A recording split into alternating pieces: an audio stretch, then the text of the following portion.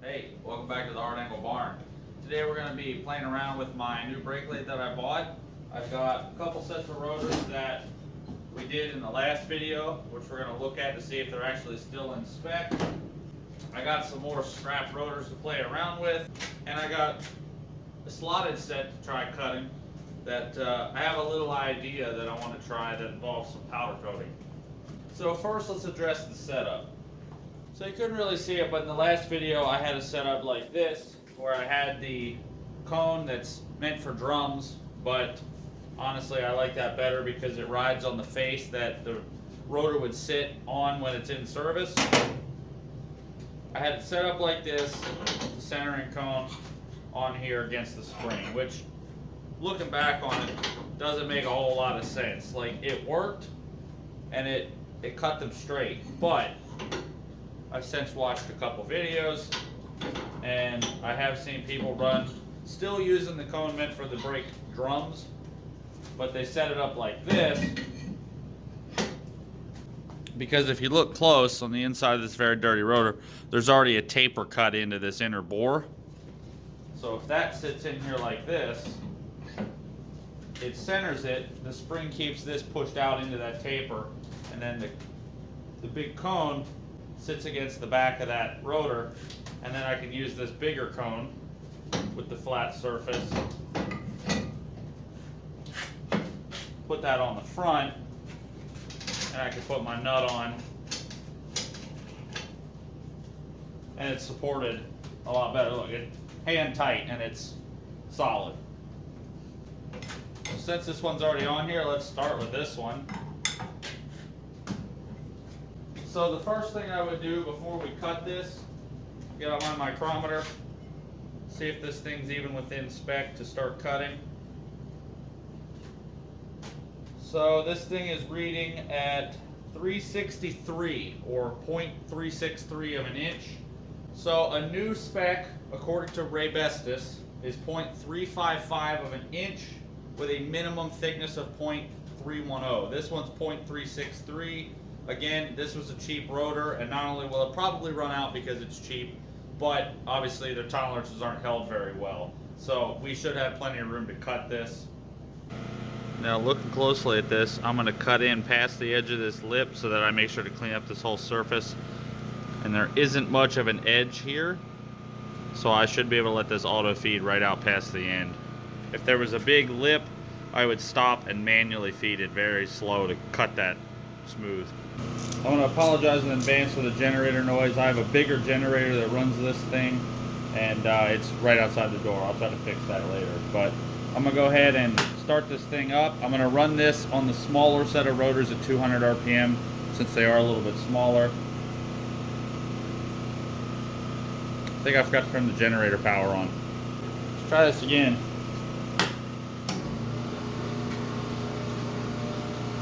Alright, if we look close, that doesn't run half bad. This is running pretty straight, but again, as usual out here, this is a little wobbly.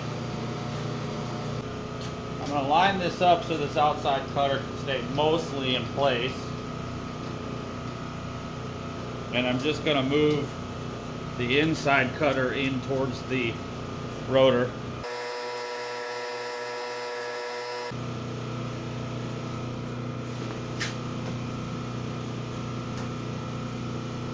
I'm going to lock this down and adjust it only with the cutter adjustment at this point.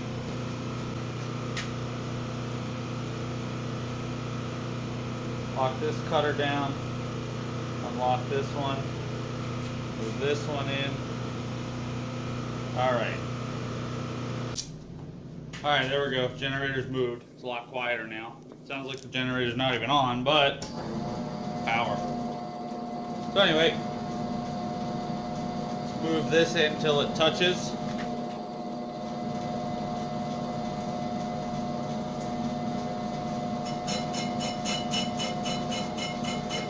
Lock that down. Move this one in.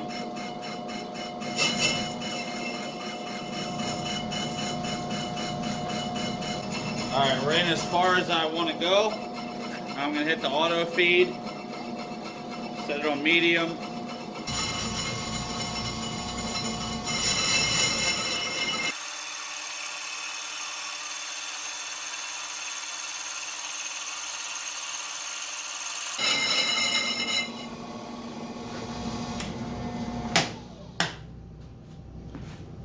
So it did about 2/3 of it on a skim cut. So we're gonna go all the way back in and do it again.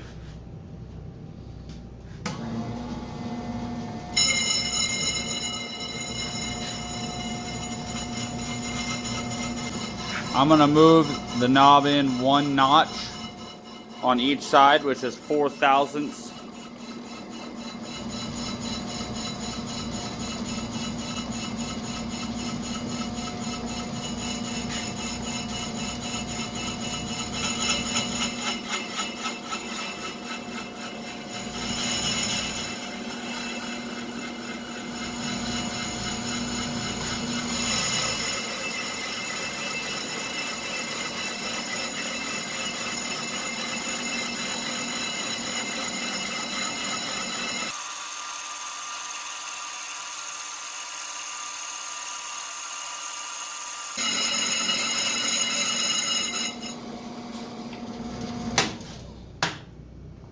Alright, just a tiny little bit left on top. The other side needs another pass too. Go one more.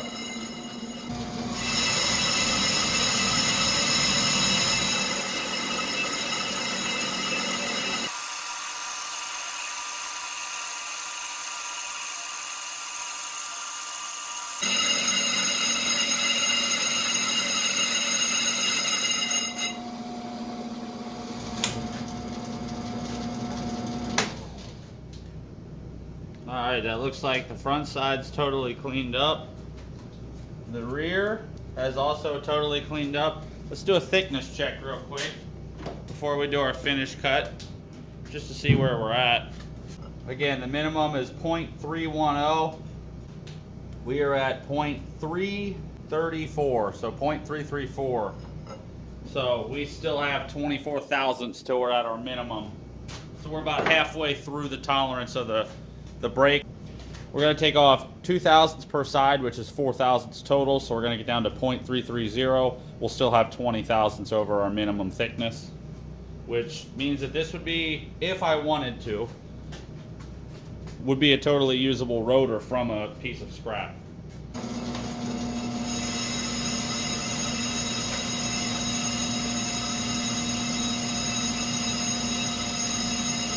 Notice the sound difference. It's a much quieter, softer cut.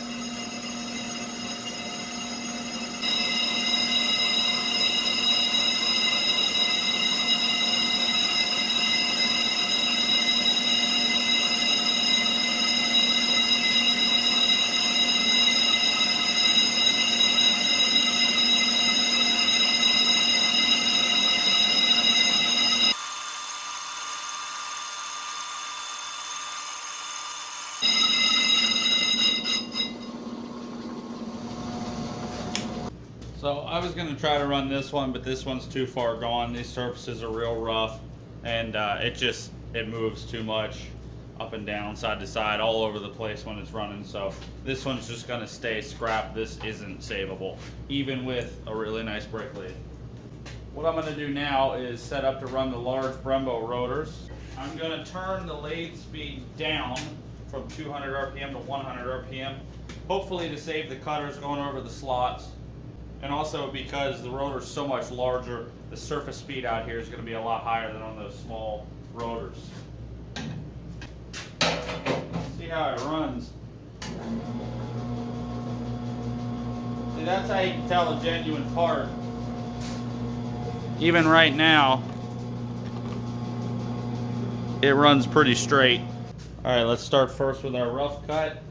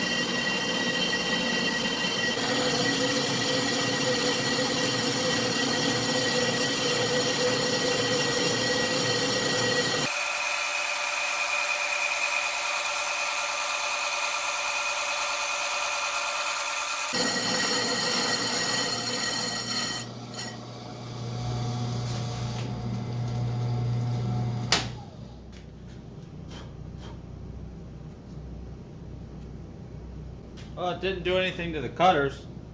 And we have a clean surface here. You can definitely see the slots a lot better now. Both sides cleaned up. So a new rotor is going to be 0.868 thick. And the minimum thickness is 0.787. See where we're at right now. We are at 0.869, which again, that's 1/1000th over brand new tolerance. So even these were a little thicker than what they say that they're gonna be. Let me double check that. Spin it a little bit. Check it over here. Yeah, 0.869. So again, still plenty thick. That's at the top of the tolerance.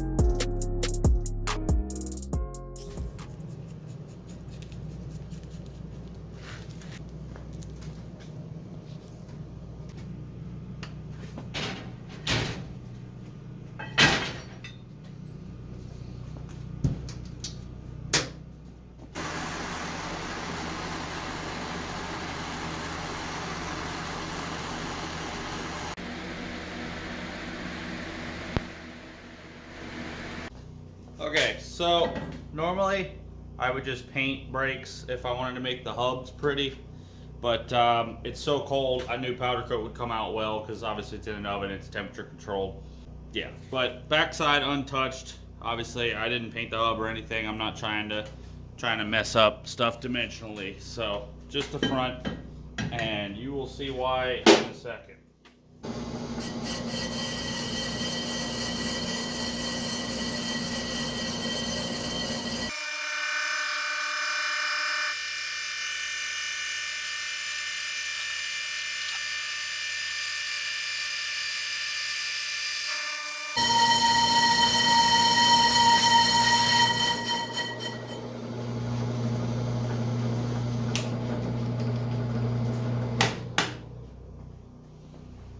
Ooh, that looks pretty good. I'd have to take a little more off here with the sandpaper. I was doing this just for appearance sake, but that looks pretty good. That looks brand new. I'm actually blown away by that. That turned out exactly how it was in my head, which is probably why I'm blown away, because that literally never happens.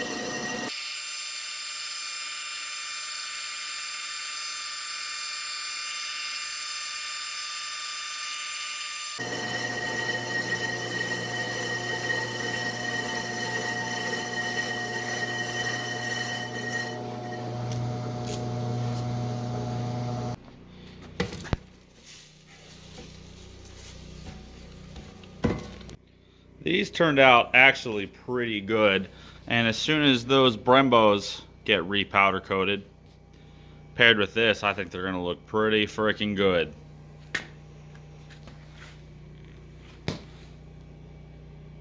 Now the technical part, let's go over some specs. Let's start with these Spec V Brembo rotors that we just did.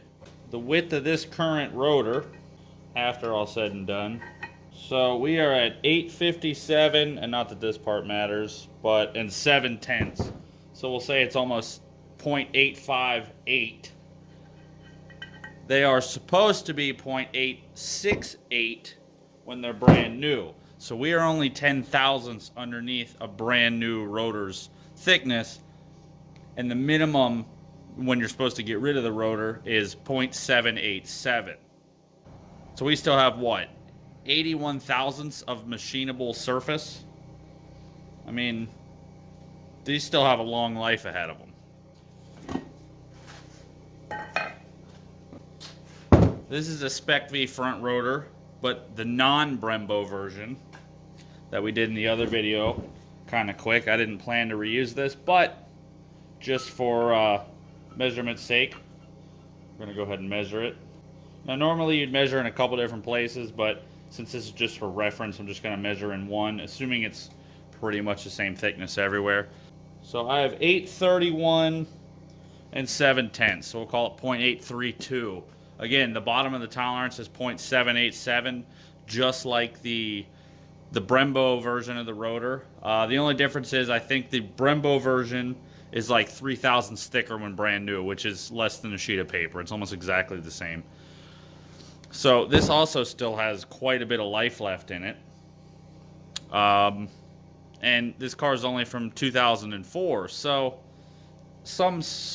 somewhat-ish, I mean, it's almost 20 years old, but some modern-ish cars still have a serviceable rotor where it's not paper thin on the tolerance of the thickness.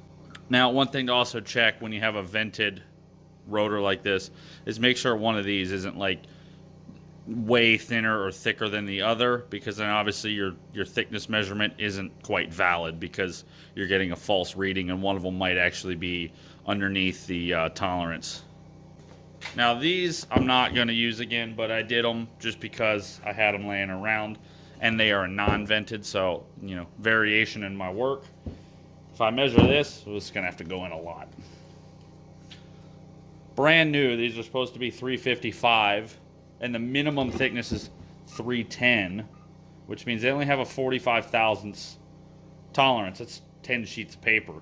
This one's 330, so even though I had already ran this one on the car, went through 2 sets of pads and changed it and put it in the scrap bin, I still have 25 thousandths of tolerance, and this is a rotor that has a pretty thin tolerance, but still, it's serviceable. So I hope some of you found this video informative, or at least entertaining. It's pretty satisfying watching the rotors get cut. This is one of these tools that I'm very, very glad I picked up. It's kind of like the tire machine. It's one of those things I don't plan to get rid of.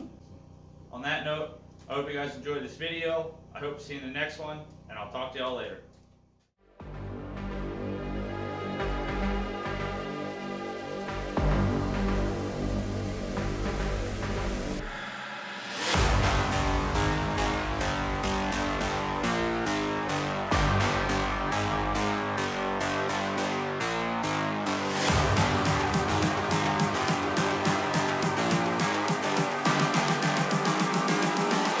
Calling to say I